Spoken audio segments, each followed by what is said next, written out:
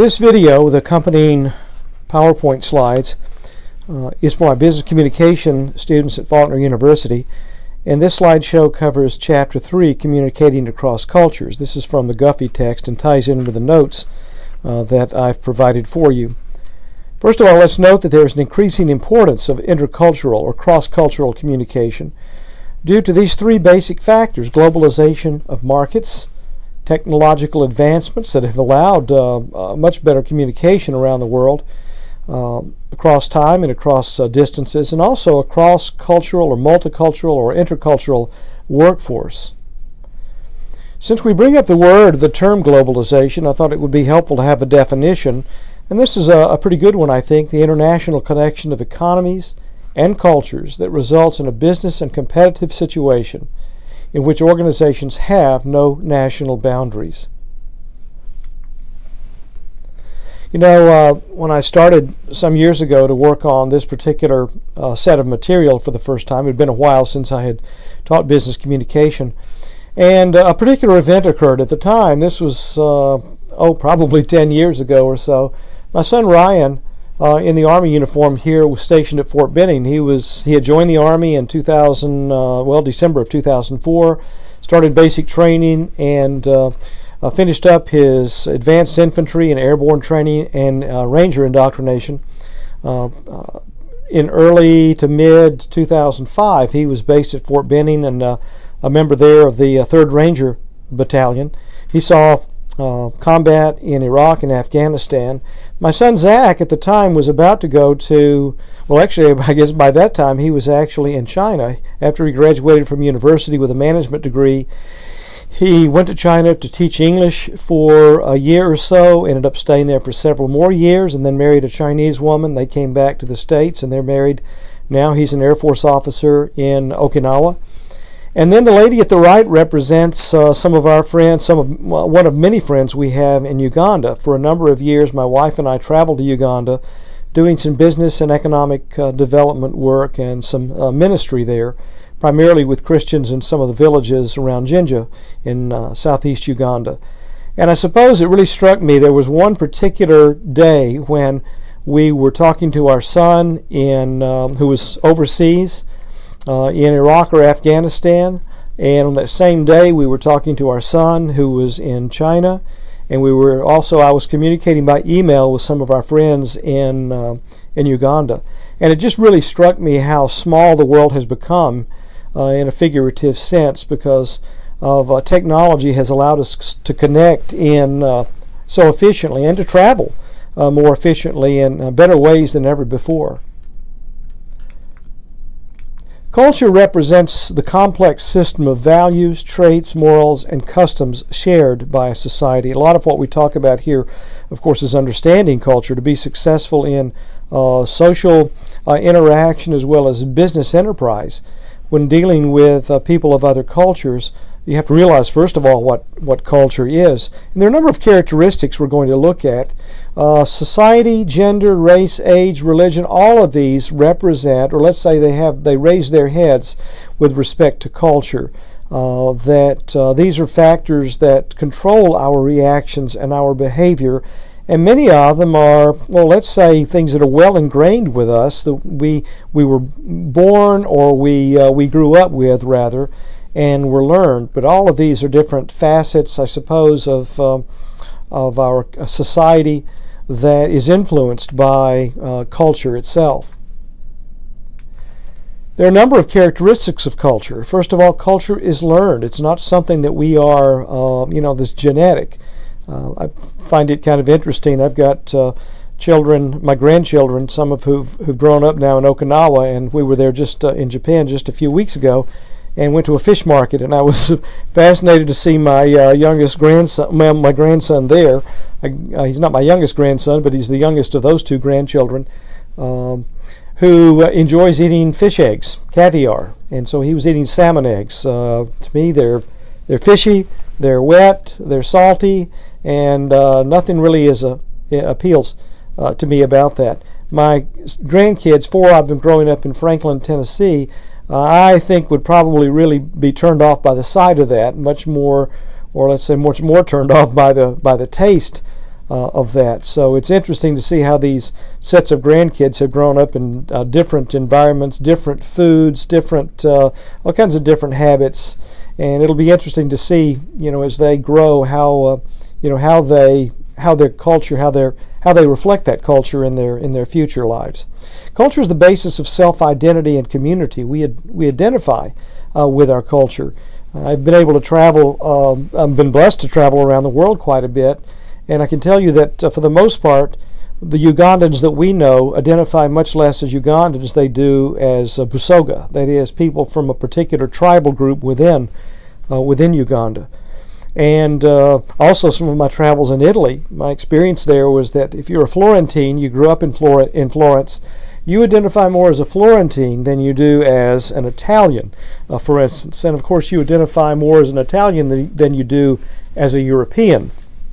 And so these cultural connections that we have, the basis of self-identity and community, what types of music we identify most with, and clothing styles, entertainment, foods, of course, and on down the line. Culture combines the visible and the invisible. In other words, there are certain aspects of culture that might be very visible in terms of clothing or social interaction, but there may be many things too that are in fact invisible to us, ways of thinking that in fact may influence behavior, but we don't realize that that's what it is at a particular time.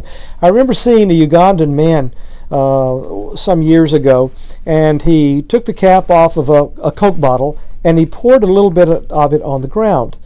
And of course, I thought, well, maybe it's because he thinks that there's something on that. There's something maybe he saw in the top of the bottle, or maybe he thought it would be dirty and sort of rinse off the opening of the bottle in that way. But I found out later on that it was something that was probably habitual with a number of Ugandans, and that is an offering. In other words, a little bit of a drink is poured out as an offering primarily to the ancestor spirits. And so it's one of those things. This was a Christian man, so I don't believe that he actually believed that was necessary, but a lot of old habits die hard, and so maybe it's just an expression of a habit. Culture is dynamic. That is, culture does change, but it changes very slowly over time. Now here, when we talk about stereotypes, a number of things I will say. For instance, I've had experience in, I suppose, Asia, South America, North America, Europe, and even Africa. We have to distinguish between stereotypes and prototypes. Stereotype, of course, has a very negative connotation where that represents to us an oversimplified behavioral pattern applied uncritically to a group. That is, well, I'll tell you this, in Uganda there are various tribal groups, and in talking with some Ugandans, somebody from Busoga would say that the Buganda say that the Busoga are lazy, and the Busoga say that the Buganda are calculating and shrewd and sneaky, and both of them would say that the Bugisu are liars and superstitious and can't be trusted. Well, of course, all of these stereotypes they may have some basis in someone's experience, but to apply them uncritically, that is to say, that's the way this group is, therefore that's the way this person is here, of course, is a grave mistake.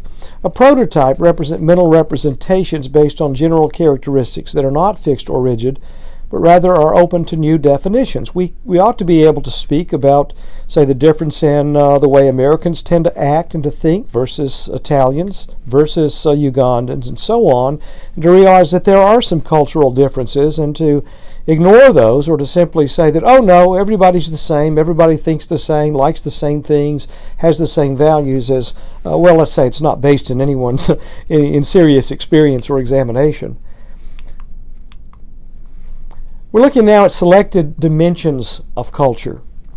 That is, there are certain aspects of culture that we need to understand so we can properly or astutely differentiate how people act, behave, how they think differently. And one of those important dimensions of culture has to do with what's called context. There are certain cultures that are called high context cultures. Asia in particular, Arab countries, are on one extreme. they tend to be very relational. That is, that the group itself, maintaining good relations within the group, identifying with the group is really important. Their ways of decision making and thinking tend to be more collectivist. They're concerned about their relationship to the group, and that's where group decision making might be more important than individual decision making.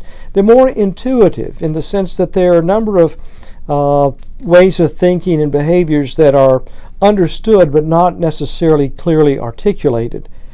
And also contemplative, that is, more thoughtful in some sense, less oriented toward action. And then there are low context cultures on the other extreme: North America, Scandinavia, Germany. Especially, I'd say probably Scandinavia and Germany tend to be even more extreme than North America. But we tend to be more, I should say, these people here in low context cultures tend to be more logical, more linear in their thinking. I'll have to mention something more about what that means later on. More oriented toward action, more individualistic in their decision making, less concerned maybe about, or they have less identity with a particular, with their cultural group, and they're more, let's say, the rules of the road are more clearly spelled out in some ways. And they tend to be more action-oriented as opposed to contemplative.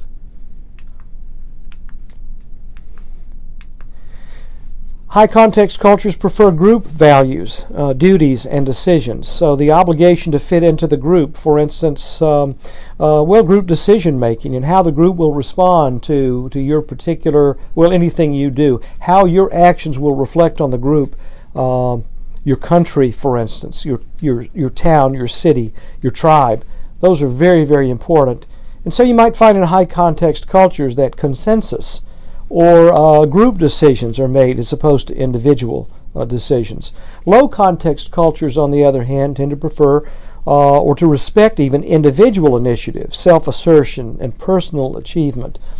If you saw the movie 7 Years in Tibet, then you may recall that Brad Pitt plays an Austrian mountain climber who, at the outbreak of World War II, he and some of his other German and Austrian mountain climbing, the team is captured by the British. They're imprisoned in India, and then they end up escaping to Tibet. At least he and one other man are.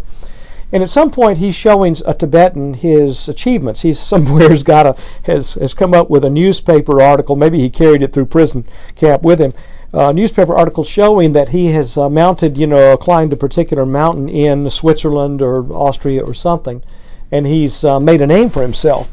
And this lady to whom he is showing this, kind of sort of bragging on himself, explains that they would never do that because they actually believe, and she's probably Tibetan Buddhist, that in their culture you would suppress those individualistic tendencies, and to do anything and to tell others about it, and is that expression of pride, for instance, of individual achievement, is in fact something to be suppressed, something to be let's say to be diminished in achieving, let's say, fulfillment.